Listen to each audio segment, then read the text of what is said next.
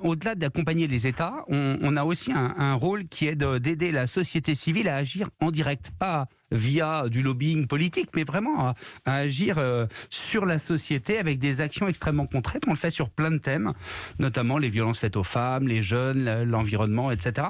Et on a lancé en septembre une grande cause, parce qu'on appelle ça comme ça, contre les violences faites aux enfants, pour protéger les enfants contre toutes sortes de violences. On est avant l'affaire du Hamel, on est à un moment où les violences faites aux enfants, c'est le tabou ultime. Maintenant, on connaît les chiffres, un enfant sur 10, on commence à mesurer ce qui se passe. Mais à ce moment-là, c'était très compliqué. Et qu'est-ce qu'on a vu quand on a lancé cette grande cause ? On a vu un engouement citoyen extrêmement fort. On a eu 500 000 votes en 2 mois, donc quelque chose de absolument gigantesque, comme une sorte de tsunami Vous dites citoyen. vote, mais ce sont des participations, vraiment. Oui, des vraies participations sur la grande cause. Et en face de ça, une extrême difficulté à mobiliser la société civile structurée, les entreprises notamment, parce que le sujet fait ultra peur.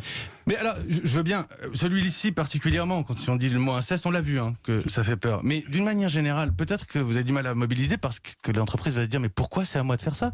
Pourquoi c'est à moi de participer là-dedans ? C'est pas mon boulot. Alors en fait, depuis 5 ans, il y a eu un basculement dans les entreprises où elles savent que pour garder leurs collaborateurs, elles sont obligées d'être combatives et de s'impliquer dans des actions civiles. Oui, on l'a vu beaucoup avec des étudiants qui aujourd'hui aspirent à travailler dans des sociétés éthiques.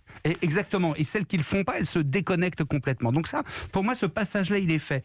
Mais en revanche, ils le font sur des causes comme l'environnement, où toutes les entreprises veulent aller, etc. Mais typiquement, les violences faites aux enfants, c'est une cause orpheline. Parce que les entreprises ont l'impression d'être trop dans je dirais, l'intimité de leurs collaborateurs. Ils n'ont pas envie de faire d'ingérence. Alors, on a des entreprises courageuses. Là, en l'occurrence, on a eu comme entreprise courageuse la Fondation Kering, on a eu la Banque Postale, donc qui vraiment ont décidé d'y aller.